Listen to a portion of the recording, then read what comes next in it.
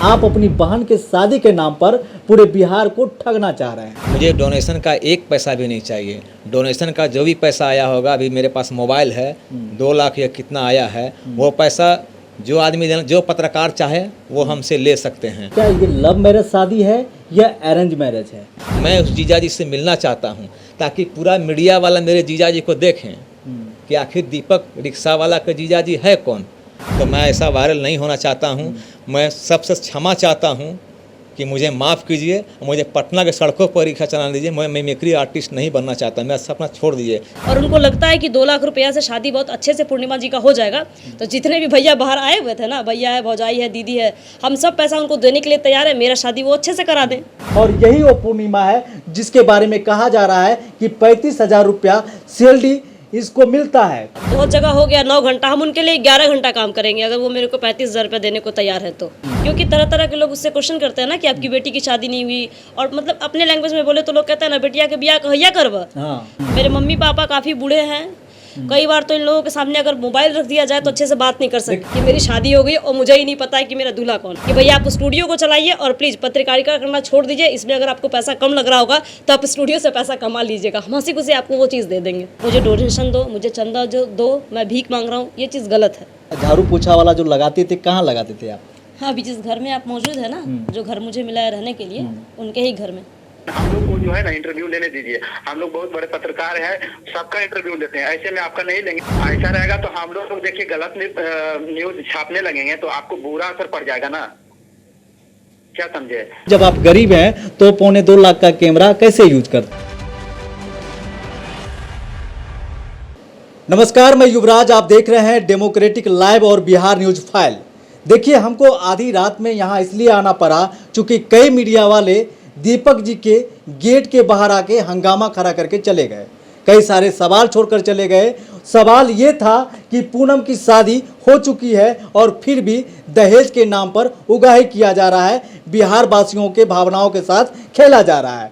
दूसरा सवाल ये था कि दीपक जी की शादी हो चुकी है और ये खुलासा नहीं किए और मीडिया के सामने ये कह रहे हैं कि इनकी शादी हुई ही नहीं है। लेकिन बात उल्टा है, चूंकि जो मीडिया वाले यहाँ आए हुए थे वो कह रहे हैं कि एक रेखा नाम की लड़की थी जिनसे इनकी शादी हो चुकी है। कई तरह का सवाल है, हर सवालों का जवाब आपको इस वीडियो में मिलने वाला है। बस ज़रूरत है आपको ये वीडियो शुरू से लेकर लास्ट तक देखने की। अब चलिए, हर सवाल का जवाब आपको इस वीडियो में मिल जाएगा। अब पहला सवाल हम दागते हैं दीपक जी से। दीपक रिक्शा वाले जी हैं, इनसे जुड़ते हैं। ये कहा जा रहा है कि आपकी शादी हो गई है, क्या सच है क्या झूठ है? पूरा चीज़ आप खुल कर बोलिए, क्योंकि आप पे जो सवाल खड़ा हो रहा है कि कोई रेखा नाम की लड़की थी जिससे आपकी शादी हो चुकी थी। मैं तो हर इंटरव्यू में बोलते आया हूं कि मेरी शादी नहीं हुई है। मैं उस शादी को नहीं मानता हूं कि जो मेरे कभी को पति के रूप में स्वीकार नहीं किया, मेरे फैमिली से खुश नहीं थी और मेरे चेहरे से नफरत करती थी, तो मैं उस शादी को कैसे मान लूँ जिसके कारण मेरा घर द्वार सब बर्बाद हो गया। जो मुझे छोड़ के चली गई तो मैं अंदर से इतना टूट चुका हूँ कि शादी के नाम से भी नफरत हो गया है। और मैं हर इंटरव्यू में बोल चुका हूँ कि आई हेट यू गर्ल, और आने वाले समय में भी कभी मैं शादी करना नहीं चाहूँगा, क्योंकि मेरा मकसद एक बहन की शादी और अपना घर और भाई का पढ़ाई। इसके लिए मैं 20 साल से पटना के सड़कों पर रिक्शा चलाया। और रिक्शा चालक का कितना बड़ा दर्द होता है जब आदमी रिक्शा चलाता है, कितना जोर पड़ता है। मेरी जवानी बर्बाद हो गई रिक्शा चलाने में, और लोग मेरी भावनाओं के साथ खेल रहे हैं, और लोग उल्टा मेरे कह रहे हैं कि मैं भावनाओं के साथ खेल रहा हूँ। तो इस सब बात मैं जनता से कहना चाहता हूँ कि अगर जिस तरह आप मुझे प्यार दे रहे हैं आगे भी देते रहिए, ऐसी बात नहीं है। हाँ, बताया ये भी जा रहा है कि आप पूरे बिहार वासियों के भावनाओं के साथ खेला है और कई सच जो है आप छिपा लिया है। क्या रेखा जो थी वो आपकी पत्नी थी? सच बता दीजिए। पत्नी कैसे स्वीकार करे? उसने मुझे कभी पति के रूप में स्वीकार ही नहीं किया, ना मेरे फैमिली वालों को स्वीकार किया, और मुझे छोड़ कर भी चली गई। तब बताइए कि मैं इस बात को मैं अपने सीने में दबा कर रख लिया कि मुझे कभी पति के रूप में स्वीकार नहीं किया, और मुझे कभी उसने प्यार भरा बात भी नहीं किया। तो मैं उस पत्नी का कैसे जिक्र कर लूँ? मुझे तो संसार के हर लड़की से क्यों नहीं पति मानी? वो क्या कारण था? मेरे रिक्शे चलाने की वजह से। रिक्शा चलाता था, देखने में स्मार्ट नहीं था, अच्छा मेरा वस्त्र नहीं था, और इसी के कारण बस। यानी कि रिक्शा चलाने की वजह से ये दीपक रिक्शा वाले क्या क्या खोए हैं इसका दर्द कोई नहीं पूछा, लेकिन ये कहने जरूर आ गया कि रिक्शा वाले ने झूठ बोला है। लेकिन झूठ क्यों बोला है इसका कारण कोई जानने का प्रयास नहीं किया। इसका कारण ये था कि शादी के नाम से दीपक रिक्शा वाले को नफरत हो गया और उस नफरत इस कदर बढ़ गया कि ये शादी के नाम तक अपने जुबान पर नहीं लाना चाहते हैं। दूसरा सवाल ये है दीपक जी कि आपकी बहन की शादी हो चुकी है, वो भी कोर्ट मैरिज। जी, पहले तो मैं अपने आप को बताना चाहता हूँ कि मैं जब एक महिला इंटरव्यू मेरा ले रही थी तो उन्होंने कहा कि दीपक जी अब तो आप रातों रात वायरल हो चुके हैं, तो अगर आपकी कोई हम उम्र महिला अगर आपसे शादी करना चाहिए तो मैंने उन्हें पहले ही कह चुका था कि मुझे शादी के नाम से इतना नफ़रत है, शादी के नाम से मेरा इतना नफ़रत है। मैं पहले ही बता चुका हूँ कि समय से ही मतलब धूप उगता है, समय से ही सूर्य अस्त होता है, समय से ही सूर्योदय होता है, समय से ही फसल तैयार होता है, समय से ही पेड़ पौधा फल लगता है, हर चीज़ समय पे होता है। अब तो मेरा समय शादी वाला रहा नहीं कि समय शादी का सबसे पर्टिकुलर एज होता है 20-25, और मैं इतना सक्षम भी नहीं हूँ कि कोई लड़की मुझसे शादी कर सके। अब मैं रातों रात वायरल हो गया तो ये तो लगता है हिंदुस्तान के जनता का प्यार है। मैं जानना चाहता हूँ कि लगता है उन्होंने मेरी मिमिक्री को पसंद किया है, तभी तो लोग मुझे इतना प्यार दे रहे हैं। अगर लोगों का सहयोग, बुजुर्गों का आशीर्वाद, अब हर भारत के नागरिक का प्यार मिलता रहे तो मैं हमेशा मिमिक्री करता रहूँगा। लेकिन इस तरह जो मेरा पर अपमान लगाया जा रहा है कि मैंने बिहार का मान सम्मान को ठेस पहुँचाया है, तो मुझे माफ़ कीजिएगा। आप मुझे जो सज़ा देंगे वो सज़ा मानने के लिए मैं तैयार हूँ। लेकिन मुझे नहीं पता था कि बहन की शादी करने के लिए मुझे इतना बड़ा मतलब अपमान का सहन करना पड़ेगा। जिस बहन को मैंने गोद में खिलाया था, मेरा सपना था कि बहन की शादी करूं, भाई को पढ़ाऊं। मेरा सपना इसलिए था क्योंकि मैं बचपन में पढ़ने में इतना ज़्यादा तेज़ था। मैं एक पंक्ति सुनाया हूं हर इंटरव्यू में कि democracy is the people, for the people and by the people. मेरे मास्टर साहब मुझे इतना प्यार करते थे कि एक दिन लड़का बहुत आगे जाएगा पढ़ने में, और पढ़ाई का दर्द मैंने झेला है। माँ सरस्वती मेरे कंठ में थी, तभी तो मैं मिमिक्री करता हूँ। लेकिन मैं ये बताना चाहता हूँ कि मैंने उस दर्द को खोया है कि पढ़ाई कितना बड़ा चीज़ होता है। अगर मैं पढ़ा लिखा होता तो एक अच्छे मुकाम में होता, लेकिन मैं पढ़ नहीं पाया गरीबी के कारण। और दूसरी बात, मैं झारखंड के बारे में बोला था, झारखंड में ज़मीन 4 डिसमिल है लेकिन घर नहीं बना पाया, और अपने पूरा फैमिली को पटना में रखा हुआ हूँ। जहाँ आप देख रहे हैं ये एक मकान है, और यहाँ मेरी माँ झाड़ू पोछा का काम करती है, बूढ़ा बूढ़ी का सेवा करती है। वो रहने के लिए मकान दिए हैं और 1 पैसा किराया नहीं लेता है। मैं इस मकान मालिक का ज़िंदगी भर ऋणी रहूँगा, आजीवन ऋणी रहूँगा। जब जब जन्म लूँगा तब तक ऋणी रहूँगा कि ये उन्होंने हम लोग को रूम रहने के लिए दिया है। इसी वजह से मेरे अंदर चोट लगा कि मेरा कम से कम मैं तो नहीं पढ़ पाया, लेकिन मैं भाई को पढ़ा सकूं। लेकिन मैं अभी तक भाई को कहां से पढ़ाऊं, पढ़ाई में भी बाधा आ रही है। और इधर मैं रातों रात वायरल हुआ तो मेरा फैमिली में इतना क्लेश, इतना चोट पहुंच गया कि मेरी माँ तो सुबह से खाना भी नहीं खा पाई। मुझे ऐसा प्रतीत हो रहा था, लग रहा कि माँ मर जाएगी। और मेरा बाबूजी दम्मा का पेशेंट हैं, दवाई का भी जुगाड़ नहीं हो रहा है। तो बताइए ऐसा वायरल होने से क्या फ़ायदा।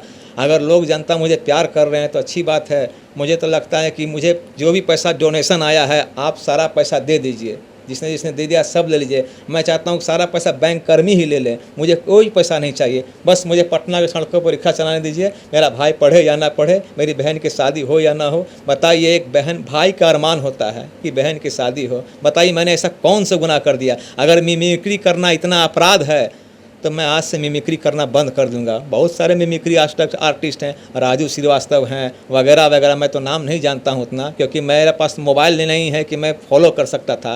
वो तो मोबाइल मिला है, अब मैं फॉलो करूँगा। क्या फॉलो करूँगा, अभी तो मैं सुर्खियों में ही आ रहा हूँ। मैं थक चुका हूँ, मुझे क्षमा करें। तो देखिए ये दीपक रिक्शा वाला का दर्द है, और ये दीपक रिक्शा वाला का फैमिली है। बहुत छोटा सा फैमिली है और बहुत हंसता खेलता हुआ परिवार था, जो लोग सोचता है कि हम वायरल हो जाएंगे और एक स्टार बन जाएंगे। अब ये दीपक रिक्शा वाला भावुक हो रहे हैं और भी दर्द इनका बढ़ चुका है, चूँकि ये वायरल हो गए। और कई मीडिया वाले ऐसे हैं जो बिना जाने सच्चाई जाने हुए इन पे कई सवाल दाग दिया। सवाल ऐसा कि मानो इनके कलेजे पे तीर भोंक रहा हो। देखिए यही वो पूर्णिमा है जिस लड़की के बारे में बात किया जा रहा था, और ये बूढ़े माँ बाप है जो आप देख रहे होंगे। ये उनके पिताजी हैं और ये इनकी माँ है जो आप देख पा रहे होंगे। थोड़ा कैमरा वाले से हम रिक्वेस्ट करें कि नज़दीक आकर के ये बूढ़े माँ बाप को दिखाएं और देखिए आंख में आंसू है। क्या कहें हम इनके बारे में, पूरा बकबका कर रो रहे हैं। देखिए ये पिताजी हैं, ये बूढ़े माँ बाप हैं, ये बूढ़ी माँ है, ये बूढ़े बाप है जो अपने बेटे को देखकर 2 दिन पहले खुश हो रहे थे कि मेरा बेटा अब एक मुकाम पा गया है, कुछ नाम कर रहा है, कुछ अच्छा कर रहा है, मेरा नाम रोशन कर रहा है। आज वही बाप रो रहा है, इसलिए रो रहा है कि कुछ मीडिया वाले आकर के इतना परेशान कर दिया कि रोने पे मजबूर हो गए हैं। अगर इस माँ बाप को कुछ होता है तो इसका जिम्मेदार कौन होगा। जिस लड़की को आप देख पा रहे हैं यहाँ पे जो पूर्णिमा है, इनका दर्द आप जानेंगे तो आप भी रो देंगे। ये देखिए पूरा फैमिली यहाँ पे रो रहा है, पूरा फैमिली रो रहा है। एक भी ऐसा लोग यहाँ पे नहीं है जिनकी आंख में आंसू नहीं है। ये वही पूर्णिमा है जो मेरे साथ 2 साल पहले वीडियो एडिट किया करती थी और वो भी अपना शिफ्ट से पहले किसी के घर में झाड़ू पोछा करके आया करती थी। और यही वो पूर्णिमा है जिसके बारे में कहा जा रहा है कि 35,000 रुपया सैलरी इसको मिलता है। तो हम उस पत्रकार से पूछना चाहते हैं, क्या वो अपने वीडियो एडिटर को 35,000 रुपया सैलरी देते हैं? क्या 35,000 रुपया अगर आपको सैलरी मिलता है तो कहाँ काम करना पसंद करेंगे उनके यहाँ? सबसे पहले तो ये बात है कि अगर 35,000 रुपया सैलरी वो देंगे तो हम हंसी खुशी उनके यहाँ पे काम करने के लिए तैयार हैं। बिल्कुल हंसी खुशी। कितने घंटा कीजिएगा 35,000 में? वैसे तो लोग 8 घंटा काम करते थे, अब बहुत जगह हो गया 9 घंटा। हम उनके लिए 11 घंटा काम करेंगे अगर वो मेरे को 35,000 रुपया देने को तैयार है तो। बिहार का कोई ऐसा मीडिया नहीं है जो कि 35,000 रुपया वीडियो एडिटर को दे दे। बहुत अच्छा वीडियो एडिटर है, जो चूँकि हम भी एक वीडियो एडिटर हैं, दूरदर्शन में हम वीडियो एडिट किया करते हैं, आज भी करते हैं और रिपोर्टिंग भी करते हैं। और हमारे साथ ये वीडियो एडिट किया करती थी, एक मीडिया हाउस था जहाँ और कई मीडिया में हम दोनों साथ में वीडियो एडिट किया करते थे। ये दीपक जो रिक्शा वाले हैं, सबसे पहला इंटरव्यू आप देखे होंगे तो डेमोक्रेटिक लाइव पे देखे होंगे, जो 1 साल पहले छठ के मौके पर यही दीपक रिक्शा वाले का हमने इंटरव्यू किया था। अब देखिए ये माँ और बाप जो है, देखिए बाप जो है रो रहे हैं। इनसे कुछ हम पूछेंगे नहीं, क्योंकि मेरा ये मकसद नहीं है कि जैसे और भी मीडिया वाले आए और परेशान कर चले गए। मेरा मकसद नहीं है कि हम इनको परेशान करें। मेरा ये मकसद है कि जो लोग यहाँ पे सवाल छोड़ के गए उसका जवाब हम उन लोगों तक पहुँचा दें, उन बिहार वासियों तक पहुँचा दें जिसका वो इंतजार कर रहे हैं। पूर्णिमा, अब ये बताया जा रहा है, देखिए हम नहीं चाहते हैं कि आपको और भी ज़्यादा हम दर्द दें, लेकिन ये सवाल पूछना ज़रूरी है, इसलिए मैं वो सवाल पूछ रहा हूँ। बताया ये जा रहा है कि आप 2 साल पहले लव मैरिज कर लिए, वो भी कोर्ट से। सबसे पहले कि जो आप क्वेश्चन मेरे से कर रहे हैं कि 2 महीने पहले या फिर 2 महीने पहले ना 2 साल पहले लव मैरिज शादी कर ली, ये सबसे खुशी की बात है। और हर माँ बाप के लिए खुशी की बात होती है कि मेरी बेटी की शादी हो गई है, वो बहुत खुश होते हैं। क्योंकि तरह तरह के लोग उससे क्वेश्चन करते हैं ना कि आपकी बेटी की शादी नहीं हुई, और मतलब अपने लैंग्वेज में बोले तो लोग कहते हैं ना बेटिया के बिया कहिया करवा। तो सबसे पहले बात की ये खुशी की बात है कि मेरी शादी हो गई। हाँ, ये बात तो लोग, हम यहाँ रोकना चाहेंगे कि पड़ोस वाले ये बोल बेटिया के बिया कब करवो, ये बोल के अपना भरास तो निकाल लेते हैं, लेकिन जिससे पूछते हैं उनके दिल पे क्या गुजरता है ये हर लोग जानते हैं। और खास करके बिहार के लोग तो बखूबी जानते हैं कि उनके दिल पे क्या गुजरता है कि बेटिया के बिया कहिया हो। तो यही है कि लोग मेरी माँ से, मेरे बाबूजी से ये बात पूछते हैं कि बेटिया के बिया कहिया। मैं तो उनको नहीं जानती हूँ, क्योंकि मैं घर पे बंद थी, सब लोग घर पे थे, बहुत ज़्यादा परेशान कर रहे थे वो लोग।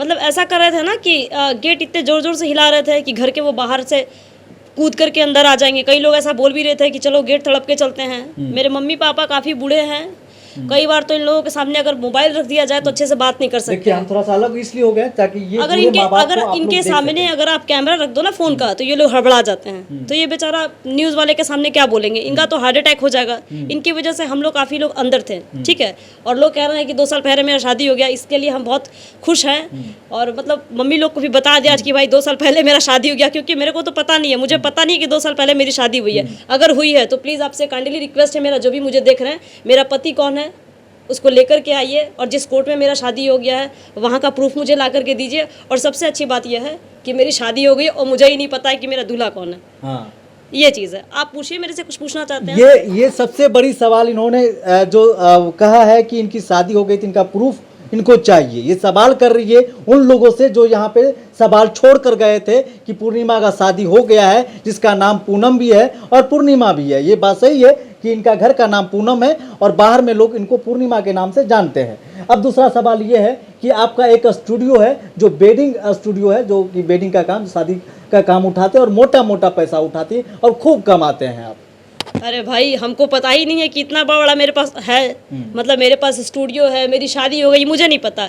हम आप लोग से ये कहना चाह रहे हैं, भैया जो भी है, भैया बहन दीदी चाचा जो भी आप लोग हैं, अगर मेरा स्टूडियो है तो आप हमको प्रूफ कीजिए मेरा स्टूडियो है, हम आपको लिख देंगे और खुशी खुशी आपको हम देंगे कि भैया आप स्टूडियो को चलाइए और प्लीज़ पत्रकारिता करना छोड़ दीजिए। इसमें अगर आपको पैसा कम लग रहा होगा तो आप स्टूडियो से पैसा कमा लीजिएगा, हम हंसी खुशी आपको वो चीज़ दे देंगे।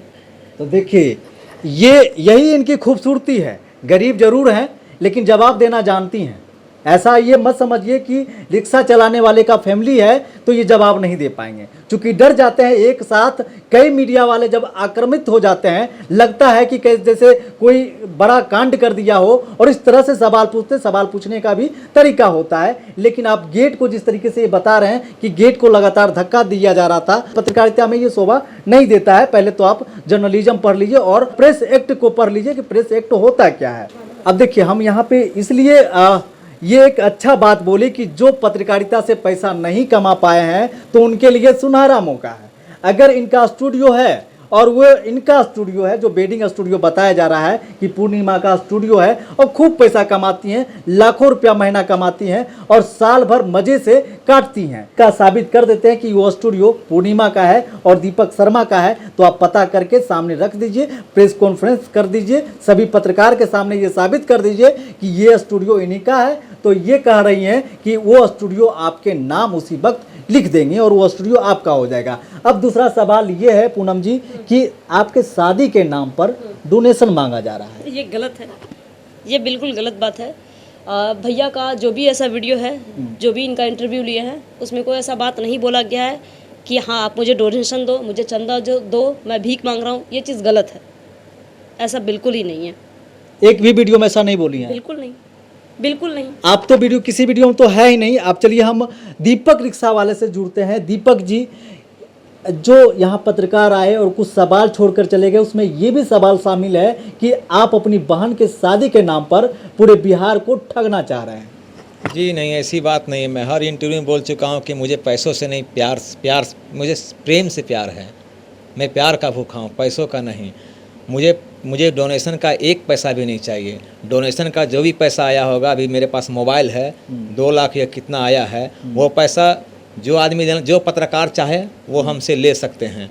मैं अपनी बहन की शादी कमा के कर लूँगा। अगर नहीं होगा तो मेरी बहन कुंवारी ही रह जाएगी। लेकिन जहाँ डोनेशन की बात आया है, दहेज प्रथा की बात आया है, तो मैं एक दहेज प्रथा पर सॉन्ग भी गा चुका हूँ, जो मैंने नहीं गाया है, किसी से मैंने सुना है। अगर इस तरह किसी की बहन को बदनाम किया जाता है तो ये गलत है। डोनेशन तो हम लोग को भूमियार एकता मंच वाला दे रहे हैं ना, जो मेरी वीडियो को देखें। जब उन लोगों को पता चला कि भाई जाति का भूमियार है, तो हर लोग आते हैं, कोई जाति के नाम पे मदद करते हैं, कोई धर्म के नाम पे मदद करते हैं, कोई गरीबी के नाम पे मदद करते हैं। जब ये वीडियो से लोग देखेंगे तो लगता है कि फिर कोई दीपक रिक्शा वाला जैसे मेरे जैसे किसी गरीब को फिर मदद करना छोड़ देंगे। मुझे डोनेशन का कोई पैसा नहीं चाहिए। जिसको चाहिए वो आके हमसे ले लें। मैं सारा पैसा बैंक ऑफ इंडिया से निकाल के उस व्यक्ति को दे देना चाहता हूँ। मुझे कोई पैसा नहीं चाहिए। क्या ये लव मैरिज शादी है या अरेंज मैरिज है? किसकी? आपकी बहन की। मेरी बहन की अगर शादी हुई होती, मैं बचपन से अपनी बहन को गोद में खिलाया हूँ। जब कभी कभी मैं अपने बहन को रिक्शा से भी पहुँचाता था जहाँ ये काम करती थी, वीडियो एडिटिंग का। और मैं पहले ही बता चुका हूँ कि वीडियो एडिटिंग का सैलरी 10 या 11 हज़ार से ज़्यादा होता नहीं है। और जो मेरी बहन कमाती थी, किराया तो मेरा लगता नहीं था, तो 10,000 रुपया बाबूजी के मतलब इलाज वगैरह में खर्च हो जाता था। अब बाकी भाई को पढ़ाने के लिए आप विश्वास नहीं करेंगे, मैं सुबह 5 बजे से लेकर रात के 12 बजे तक रिक्शा चलाता था। मेरा शरीर काम भी नहीं करता था और बढ़िया खाना भी नहीं मिलता था। तब बताइए कि घर कैसे चलेगा? तो बताइए, मैं कोई गलत काम तो नहीं किया, रिक्शा ही चला। अगर रिक्शा चलाना पाप है तो बताइए क्या कौन सा काम किया जाए? मैं तो चोरी तो नहीं किया हूँ, मैंने कोई पाप तो नहीं किया। तो मेरा रिक्शा चलाना तो परम धर्म है। मैं आज से नहीं 15 साल की आयु से चला रहा हूँ, यानी 20 साल से पटना की सड़कों पर रिक्शा चला रहा हूँ। ये तो बड़ा खुशी की बात था कि मैंने हर इंटरव्यू में बोल चुका हूँ कि 2 दिसंबर को शादी है। और मेरी बहन जिस लड़के से कांटेक्ट में है वो 2 या 3 साल से कांटेक्ट में है। और ये मुझे भी पता है कि जिस लड़के से मेरी बहन की शादी होने वाली है, और वो लड़का बिना दहेज के कर रहा है।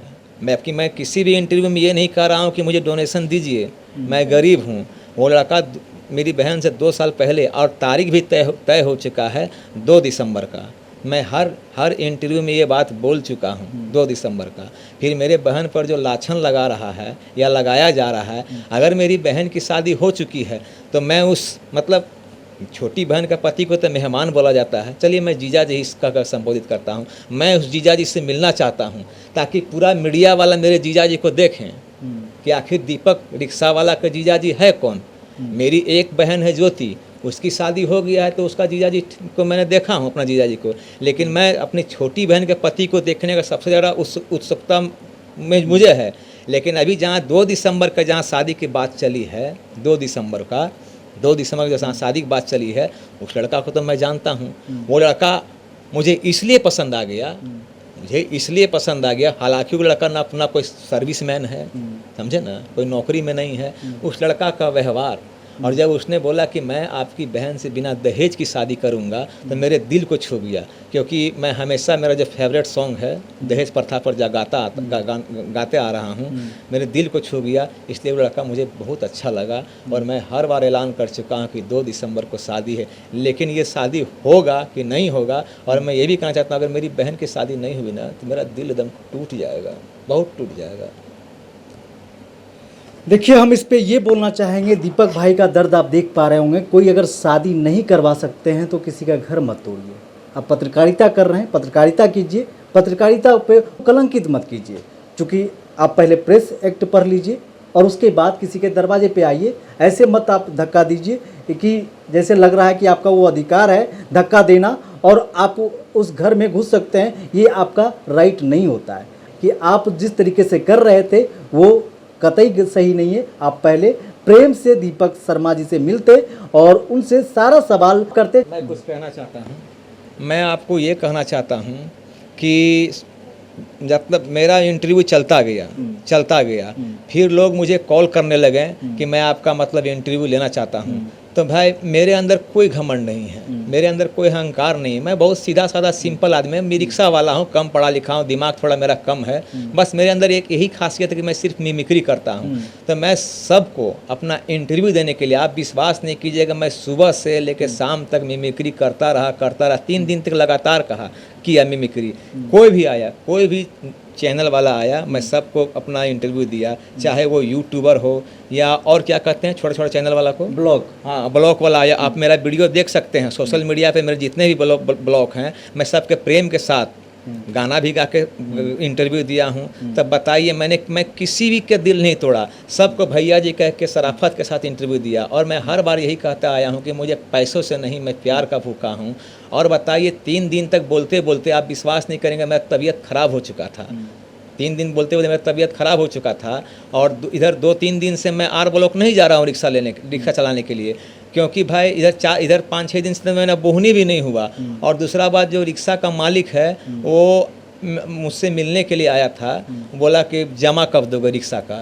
तो मैंने बोला कि भाई आप निश्चिंत रहिए, जब मैं फ्री हो जाऊंगा इस मीडिया के चक्कर में तो मैं आपको कमा के आपको जो जमा है वो दे दूंगा।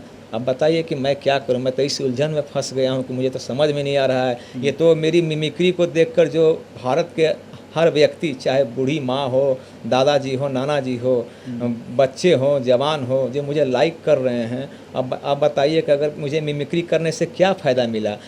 मैं ऊपर वाला से यही कहना चाहता हूँ, ऊपर वाला, आखिर मेरी मिमिक्री को अगर अब 10 साल पहले कोई मंच मिल जाता तो अच्छा था। अब मैं वायरल हुआ तो ऐसा वायरल करने से कौन फ़ायदा, जब मेरी बहन की शादी ही नहीं हो पाएगी। तो मैं ऐसा वायरल नहीं होना चाहता हूँ। मैं सबसे क्षमा चाहता हूँ कि मुझे माफ़ कीजिए, मुझे पटना के सड़कों पर रिक्शा चलाने दीजिए। मैं मिमिक्री आर्टिस्ट नहीं बनना चाहता, मेरा सपना छोड़ दीजिए, मैं टूट चुका हूँ। बिहार के दीपक रिक्शा वाले के नाम से बिहार में एक फेम बन चुका है, एक नाम कमा चुका है, एक चेहरा बन चुका है। उनका दर्द क्या है, लोग बिना जाने पहचाने लोग आ जाते हैं और सवाल पूछकर इस तरीके से जाते हैं जैसे लगता है कि वो इनका दुश्मन बन गए हों। ऐसा नहीं होना चाहिए, क्योंकि किसी की बहन, किसी की बेटी, किसी का परिवार को इस तरह से परेशान नहीं करना चाहिए। और ये पूर्णिमा है, इस पूर्णिमा की अगर कहानी हम बताएं तो ये अगर इनकी पिछली अगर 2 साल की बात 2 साल पहले की बात करें तो ये वही पूर्णिमा है जो दूसरे के घर में झाड़ू पोछा किया करती थी और उसके बाद ये दूसरे जगह वीडियो एडिटिंग का काम भी किया करती थी और एक बूढ़ी माताजी रहती थी वहाँ भी सेवा करने जाती थी। क्या पूरा कहानी है थोड़ा बताइए। जो झाड़ू पोछा वाला जो लगाते थे कहाँ लगाते थे आप? हाँ, अभी जिस घर में आप मौजूद है ना, जो घर मुझे मिला है रहने के लिए, उनके ही घर में। ये काफ़ी टाइम से हम लोगों को करीबन लगता है 2-2.5 साल तो हो गया है यहाँ पे हम लोग हैं। और इससे पहले हम लोग रहते थे किराए के मकान में। तो हम क्या करते थे कि 2-3 जगह काम करते थे। अभी भी उनके यहाँ पे मेरी बातचीत होती है, वो लोग कहते हैं कि तुम्हारी शादी में हम ज़रूर आएंगे। उनके घर पे हम जा कर के काम करते थे। और अभी जिस घर में है ना, यहाँ भी सुबह सुबह काम करके हम जाते थे। हम तो बहुत पढ़े लिखे नहीं हैं, क्योंकि मेरे भैया भी पढ़े लिखे नहीं है, हम इसलिए भी हम भी पढ़े लिखे नहीं हैं क्योंकि भाई पेरेंट्स के पास उतना पैसा था नहीं जो हम लोग पढ़ते हैं। इसलिए हम लोगों का शौक़ जगा है कि मेरा भाई पढ़े, उसके लिए हम और मेरा भाई दोनों हम लोग मेहनत करते हैं। ठीक है, तो जहाँ पे अभी हम लोग हैं उनका हम लोग सेवा करते थे, काम भी करते थे, झाड़ू पोछा बर्तन करना हो, उनका साफ़ सफाई करना हो। काफ़ी बूढ़ी थी आप वो। रहती हैं, इनका बेटा बेटी कहाँ रहते हैं? ये लोग बाहर रहते हैं, आते हैं, मिलते हैं। मतलब बाहर कहाँ? कुछ लोग इसी दुबई देश में रहते हैं या नहीं, विदेश कुछ में दुबई में रहते हैं, कुछ दिल्ली में रहते हैं, कुछ अहमदाबाद में रहते हैं। तो वो लोग यहाँ पे आते हैं। उनके मम्मी पापा यहाँ पे रहते थे। मम्मी और पापा दोनों का एज कम से कम 80 और 85 था। उनकी जो मम्मी जो थी, जो यहाँ की मकान मालकिन जो आंटी थी, वो बीमार रहती थी, उनका तबीयत ख़राब रहता था। तो उनका इलाज करने के लिए लोग डॉक्टर आते थे। उसके बाद जो नर्स आती थी उनका जो हेल्प करता था। तो उन लोग बोलते थे कि नहीं, इन लोग है तो हम लोग इनके ऊपर ज़्यादा ट्रस्ट करते हैं, तो हम इन लोग को ही यहाँ पे रखेंगे और मेरा घर का काम भी करेगा और इन लोग रह भी लेगा और ये लोग आदमी भी ठीक है। तो हम लोग इनके पास में रहे, इनका काम किए और इन लोग के साथ में ही रहे हैं। और अभी आज जो सुबह मॉर्निंग में यहाँ पे बहुत सारे लोग आए हुए थे, वो बोल करके गए हैं कि अरे इतना बड़ा घर है तो लोग गरीब कैसे हो सकता है। अरे कम से कम जानने का कोशिश तो कीजिए ना कि इतना बड़ा घर में क्या गरीब रह रहा है लोग? इतना बड़ा घर में क्या एक गरीब नहीं रह सकता है? बहुत ऐसा दरिया दिल लोग है, ऐसा नहीं है, बहुत ऐसा दरिया दिल लोग है जो लोग फ्री में किसी को रखता है। तो पहले ये तो जानिए आप कि इतना बड़ा घर में है क्या। अब घर के अंदर में इतना बड़ा घर है, अरे हम लोगों का भी तो कोई दोस्त होगा, कोई बंधु होगा, कोई परिवार होगा। अगर वो कोई अंदर आकर के बाइक लगाता है तो आप ये बोल के जाइएगा कि वो दीपक जी का देखा ना हो, वो दीपक जी की गाड़ी लगल है। पहले आप इसको ये पता तो कर लीजिए कि ये है किसका। आप कुछ भी बोले जा रहे हैं, ये बताइए ये कहाँ तक सही है? ये गलत चीज़ है ना। और दूसरी चीज़ हम ये बोलेंगे कि मेरे भैया कल शायद कल भैया या परसों कल जा करके अकाउंट में जो भी पैसा आया था भूमिहार समाज की तरफ से उसको सिक्योर करा करके आए हैं कि सर इसमें से 1 रुपया निकलना नहीं चाहिए। काहे कि 2500 रुपया का उसमें से ट्रांजेक्शन हो गया था। तो हम लोगों ने ATM ब्लॉक करा दिया। हम लोग को उतना समझ में नहीं आया तो भैया को बोले भैया चल बैंक जा करके हम उसको क्लोज़ करवा देते हैं। तो सर बोले कि हाँ ठीक है, आपका पैसा सिक्योर हो गया, पैसा आपका कहीं जाएगा और इधर उधर आपका पैसा नहीं होगा। तो अगर हम लोग लूटते हैं, लोगों को बेवकूफ़ बनाते हैं, भारतवासी बिहारवासी जो आप कहें जिनको भी बेवकूफ़ बनाते हैं, तो उनका पैसा हम लोग खाते हैं। लेकिन हम लोगों के मन में ऐसा बिल्कुल कुछ नहीं है। और उनको लगता है कि 2 लाख रुपया से शादी बहुत अच्छे से पूर्णिमा जी का हो जाएगा। तो जितने भी भैया बाहर आए हुए थे ना, भैया है, भौजाई है, दीदी है, हम सब पैसा उनको देने के लिए तैयार है। मेरा शादी वो अच्छे से करा दें अगर हम पैसा रख रहे हैं, खा रहे हैं तो। अगर उनको ऐसा लगता है, आयंश के बारे में भी बहुत सारे लोग बोल के गए। तो देखिए एक सवाल हम और पूछना चाहेंगे, चूँकि कई मीडिया वाले भी फ़ोन करते हैं और धमकी भी देते हैं, उसका रिकॉर्डिंग भी सुनाएंगे कि मीडिया का असली चेहरा क्या है। तो देखिए किस तरह से यहाँ TRP का खेल चलता है, व्यूज़ के लिए कैसे कैसे किस तरीके से धमकी देते हैं, वो चीज़ आज हम दिखाएंगे। जो कहते हैं तथ्य के साथ रिपोर्टिंग करना, आज वही तथ्य के साथ हम रिपोर्टिंग करते हैं और करेंगे। क्योंकि हम चिल्लाने वाले रिपोर्टर नहीं हैं, शांति से बात करने वाले रिपोर्टर हैं और पत्रकार हैं। जो मीडिया कर्मी आपको फ़ोन करके धमका रहे हैं कि आप अगर हमको इंटरव्यू नहीं दीजिएगा तो हम निगेटिव खबर भी आपका चलाना जानते हैं, वो रिकॉर्डिंग आप थोड़ा सुना दीजिए। देखिए हम उस मीडिया का उजागर करना चाहते हैं, ये करना बहुत ज़रूरी है। जो TRP के पीछे भागते हैं, व्यूज़ के पीछे भागते हैं, बात करना बहुत ज़रूरी है। क्योंकि ये लोग किसी की जान से कोई परवाह नहीं है, वो मर जाएगा कि क्या हो जाएगा, परिवार बिखर जाएगा, कोई फ़र्क नहीं पड़ता है। बस उनको इंटरव्यू चाहिए हर हाल में। चूँकि वायरल चेहरा बन चुके हैं दीपक शर्मा जी, अब वो थोड़ा सा दिखा दीजिए आप। जी, मुझे तो मोबाइल चलाना नहीं आता है, तो मैं उन्हीं मित्र से कहा हूँ कि इसे रिकॉर्डिंग कर दिया जाए, क्योंकि मुझे मोबाइल चलाना आता नहीं। मैं बचपन से ही सिंपल सेट लिए लाया था। ये देख लिए, ये रिकॉर्डिंग आप खुद देखिए। तो देखिए ये मोबाइल पे दीपक शर्मा जी का एक कॉल आया था इस पे, जिसपे ये कॉल रिकॉर्डिंग कर लिए थे। देखिए अब हम रिकॉर्डिंग सुनाते हैं, पत्रकार महोदय क्या बोल रहे हैं। वो साफ तौर से धमका रहे हैं कि अगर हमको आप इंटरव्यू नहीं दीजिएगा तो हम निगेटिव खबर भी चलाना जानते हैं। देखिए। जी हेलो। जी दीपक जी बोल रहे हैं। जी भैया दीपक शर्मा बोल रहा हूँ। जी मैं राजनीतिक भारत की संवाददाता बात कर रहा हूँ। मैं चाहता हूँ कि आपका इंटरव्यू लूँ और मैं बहुत परेशान हूँ, बहुत दिन से घूम रहा हूँ इधर उधर। मैं सूचना भी आया है कि आपका तबीयत खराब हो चुका है, जिसकी वजह से मैं भी परेशान हूँ, दुख व्यतीत कर रहा हूँ, लेकिन मैं चाहता हूँ कि आपका इंटरव्यू लूँ। तो जी ठीक है भैया, ले लीजिएगा, इसमें प्रॉब्लम। कब परसों शाम को ले लीजिएगा। परसों शाम का? अभी आपका तबीयत खराब है? दीपक जी बोल रहे हैं कि कोई और बोल रहे हैं? तो दवा लेके अभी सोए हैं हम। अच्छा दीपक जी ही बात कर रहे हैं ना? जी हम ही बात कर रहे हैं। तो परसों मिलिएगा। जी तो अयोध्या टाइम्स वाला क्यों नहीं दे दिए थे आप? देखे हैं अभी 2 घंटा पहले की उसका 2 घंटा पहले नहीं, वो कल का है। कल तबीयत खराब हो गई थी तो लौट रहे थे, वो लोग रास्ते में ही पकड़ लिए थे हम। तो आपका तबीयत खराब था तो रास्ते में कैसे पकड़ लिया? वहाँ से लौट रहे थे आर ब्लॉक के पास से। देखिए हम लोग जो है ना सामाजिक व्यक्ति हैं, साथ में आपको कुछ मदद भी करेंगे, ऐसा नहीं है। आपका अगर तबीयत खराब है तो कुछ मदद भी करेंगे, लेकिन हम लोग को जो है ना इंटरव्यू लेने दीजिए। हम लोग बहुत बड़े पत्रकार हैं, सबका इंटरव्यू लेते हैं। ऐसे में आपका नहीं लेंगे तो मेरे जो व्यूअर हैं वो इंतजार कर रहे हैं। हमको आपको नाराज करना ही नहीं है, और डॉक्टर साहब हमको बोले कि आपको बोलना ही नहीं है, 2 दिन कम से कम रेस्ट ले लीजिए। मेरा कुछ पत्रकार गया था वहाँ पर, लेकिन आपका तबीयत खराब दिख रहा था, जिसके वजह से वहाँ पर जो आपकी टीम बन गई है वो टीम इंटरव्यू लेने नहीं दिया गया। ऐसा क्यों हो रहा है सर? टीम आपकी जो टीम बन गई है, एक मतलब बताया जा, मेरा रिपोर्टर कह रहा है कि वहाँ पर गए थे लेकिन आप कोई महिला थी, मतलब लड़की थी, और वो हमको न्यूज बनाने नहीं दिया। ऐसा क्यों हो रहा है सर? आखिर हम लोग ही ने आपको इतने बड़े श्रेणी जगह पर लाया और आप ऐसे हम लोग को ठुकरा रहे हैं, ठीक नहीं लगता है ना सर? ये सब गलत बात है, ऐसा कुछ नहीं है। नहीं, ज्यादा हो गई थी तभी लेके जाना पड़ा है। ऐसा रहेगा तो हम लोग देखिए गलत न्यूज छापने लगेंगे तो आपको बुरा असर पड़ जाएगा ना, क्या समझे? आज तक आपकी पक्ष में ही सारा रिपोर्ट आया है, सब कुछ बात हुआ है, आपका हालचाल दिखाया जा रहा है, और जहाँ तक कुछ मदद होना भी है तो मदद भी कर रहे हैं। लेकिन कुछ ऐसे पत्रकार हैं जो आप अपना भाई समझते हैं उसको, और हम लोग को नहीं समझ रहे हैं। ऐसा ठीक नहीं है ना सर? सबको समान रूप से मांगे।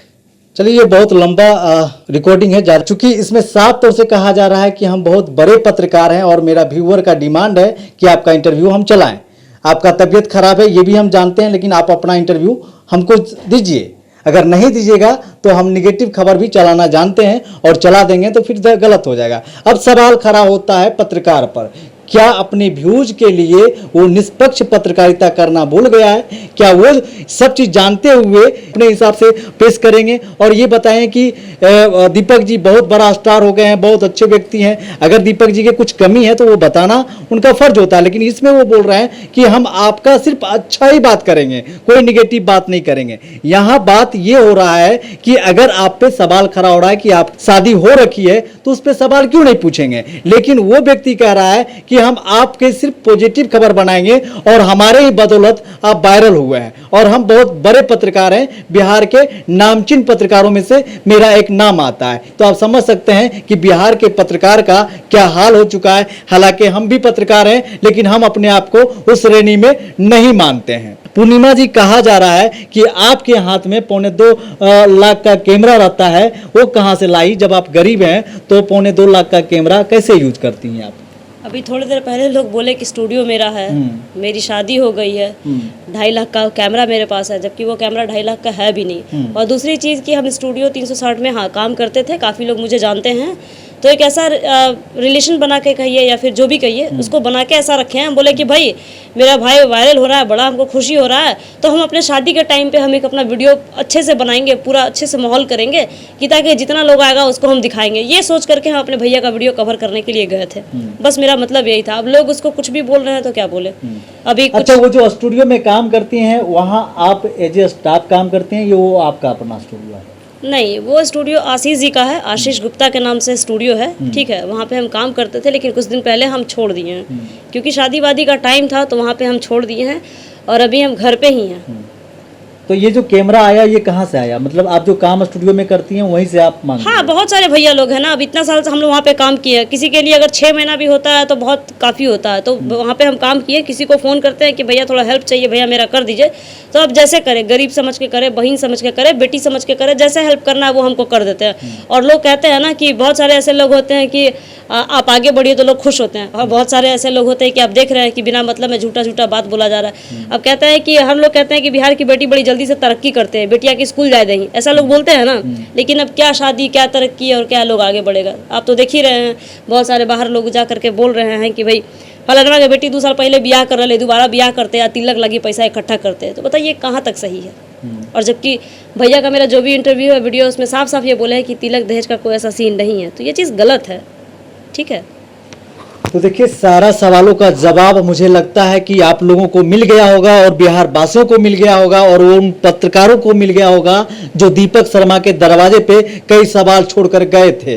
अब मुझे लगता है कि अब ज़्यादा सवाल पूछना सही नहीं होगा। अगर और भी कोई सवाल है तो आप कमेंट बॉक्स में डाल दीजिएगा और हम फिर से जुड़ेंगे दीपक शर्मा जी से और आपका सवालों का जवाब ये दीपक शर्मा जी खुद दे देंगे। वैसे इनका एक चैनल भी है रहुआ रिक्शा वाला, उस पर भी हो सके ये लाइव आकर के अपनी बात को रखेंगे। जो भी सवाल होगा आप उनके कमेंट बॉक्स में अपनी प्रतिक्रिया डाल दीजिएगा, दीपक शर्मा जी पढ़ेंगे और आपके सवालों का जवाब वहां से भी दे देंगे। इनका फेसबुक पेज भी है और यूट्यूब चैनल भी है जिसके माध्यम से अपनी बातों को रखते हैं, अपनी कलाकारी को प्रस्तुत करते हैं और बिहार वासियों को इंटरटेन करते हैं, देशवासियों को इंटरटेन करते हैं। दूसरी बात मैं ये बता दूं कि दीपक शर्मा जी किसी भी वीडियो में ये नहीं कहा है कि हमारी बहन की शादी है और मुझे पैसों की जरूरत है। इन्होंने साफ तौर से क्लियर कर दिया है कि इनकी बहन के साथ जिनका शादी होना है, जो लड़का इनके साथ शादी करेगा वो बिना दहेज का शादी करेगा, 1 रुपया दहेज